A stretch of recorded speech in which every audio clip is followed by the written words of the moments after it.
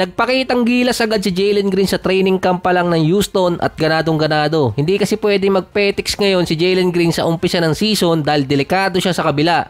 Meron kasing isang bagong rookie yung Houston Rockets. Maganda rin yung pinapakita sa training camp. Lahat na ng arsenal ni Jalen Green nilabas niya sa practice pa lang. Hopefully tuloy-tuloy yun hanggang regular season. Si Reed Sheppard naman asintado pa rin sa 3-point area na maganda rin ang nilaro sa Summer League. Bigotilyo pa. Kahit si Jalen Green aminado na makakapag-contribute agad si Sheppard sa regular season dahil sa shooting niya. Dalawang spot kasi ang sakop ni Sheppard, point guard at shooting guard. Wala pang malinaw din kung makakapirma agad si Jalen Green ng kontrata bago yung deadline. Pero based sa report, si Alperen Sengun ang mauuna. Kaya kapag pumasok si Jalen Green ng regular season nang wala pang extension, baka bumaba pa ang value niya. Siya din kasi yung volume shooter ng Rockets last season at nangunguna sa attempts. Dahil naman andun na si Sheppard, pwedeng mabawasan ang role ni Jalen Green lalo na kapag nag-struggle siya ng sunod-sunod na game. Mahihirapan din bumawi si Jalen Green sa late season dahil yun ang kalimitang ginagawa niya sa nakaraan 2 taon. Nakakabawi siya ng scoring dun. Sa Golden State naman, si Jonathan Kuminga at Andrew Wiggins maglalaban sa starting unit. Si Wiggins ang dating nasa starting small forward. Suportado naman ni Draymond Green si Kuminga na siya ang ilagay sa number 3 position. Dahil si Draymond ang nasa number 4. Si Brandon Podziemski naman kasama din sa starting 5. Pinagsasabay naman dati sa starting unit si Wiggins at si Kuminga pero hindi compatible. Parehas silang small forward kahit si Kuminga pa yung nasa number 4 position na nagiging defensive liability pa. Sinabi na rin ni Kuminga na mas komportable siya sa number 3 position. Si Andrew Wiggins pa hindi agad nakasali sa first day ng training camp sa Hawaii kaya nagtaka agad yung ibang mga fans doon. Kinabahan pa baka katulad lang din ang nangyari noong nakaraan 2 season na nawawala si Wiggins. Pero ang dahilan naman kaya hindi agad nakasali ng practice si Andrew Wiggins merong sakit. Inaddress agad ni Steve Kerr yung pagkawala doon ni Andrew Wiggins. Sinabi naman niyang physically fit at motivated si Wiggins sa papasok na season. Expected big year para sa kanya at magbabawi talaga siya dahil nag-struggle siya ng todo last season kaya hindi rin siya ma-trade ng Golden State na bumaba pa ang value.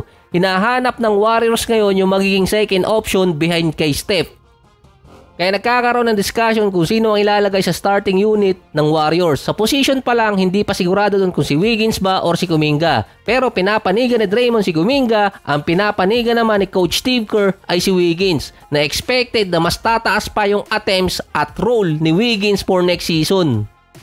Doon pa lang sa go signal ni Coach Steve Kerr na dagdagan ni Andrew Wiggins yung kanyang attempt sa 3-point area, may go signal na siya para maging second option behind dito kay Steph. Sa pagitan din ni Wiggins at ni Kuminga, mas better 3-point shooter si Wiggins, si Kuminga naman inside scoring. Siya yung leader ng Golden State sa points in the paint. Sabi naman ni Draymond, mas malapit sa 20 point per game si Wiggins. Base yun kung average ng 2022 or 2023 season. Pero sa 2024, ang pinakamalapit doon si Kuminga. Lalo na nung nagpagupit, lalong lumupit si Kuminga na nagkaroon ng 8 straight game na 20 or more points. Sa pamalit sa second option, si Wiggins pa rin yung favorite na mailagay dun. Si Kuminga naman nagbago na nga ng kulay ng buhok para kitang-kita at mapasahan. Yung mga fans ni Rose pa si Coach Steve Kerr dahil sa sinabi niyang dapat tumira na mas maraming 3-point shots sina Wiggins, Podziemski, Moses Moody at lahat ng player na nasa lineup nila. Gusto kasi niyang ibalik na ang Warriors ang number 1 3-point shooting team ng NBA. Ngayon kasi ang Boston Celtics na. Sinabi ng mga fans doon or tinanong nila kung lahat titira sa 3-point area, sino ang kukuha ng rebounds. Ang rebounding role binigay talaga ni Steve Kerr kay Jonathan Kuminga na nag-a-average sa karir niya ng 3.9 per game. Last year meron pa siyang 4.8.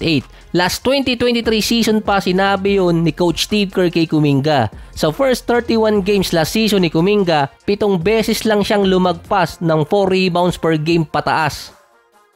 Yung rebounding talaga ang binigay na role ni Coach Steve Kerr dito kay Kuminga. Kaya siya pinupull out dati ni Coach Steve Kerr. Sa next 41 games naman after magpagupit ni Kuminga, 15 times lang siya nakakuha ng below 5 rebounds.